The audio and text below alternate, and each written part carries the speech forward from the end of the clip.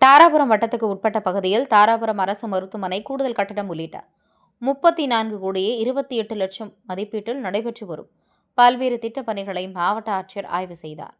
திருப்பூர் மாவட்டம் தாராபுரம் வட்டத்துக்கு உட்பட்ட பகுதியில் பொதுப்பணித்துறையின் சார்பில் தாராபுரம் அரசு மருத்துவமனை கூடுதல் கட்டடம் உள்ளிட்ட 34 கோடியே 28 லட்சம் மதிப்பில் நடைபெற்று வரும் பல்வேறு திட்டப் பணிகளை ஆட்சியர் ஆய்வு செய்தார். ஆட்சித்தலைவர் கிறிஸ்துராஜ் செய்தியாளர்களை பின்னர் சந்தித்தார். அப்போது தமிழ்நாடு முதலமைச்சர் அவர்கள் பொதுமக்கள் பயன்பெறும் வகையில் பல்வேறு திட்டங்களை செயல்படுத்தி வருவதாக தெரிவித்தார். எந்த ஒரு திட்டமானாலும்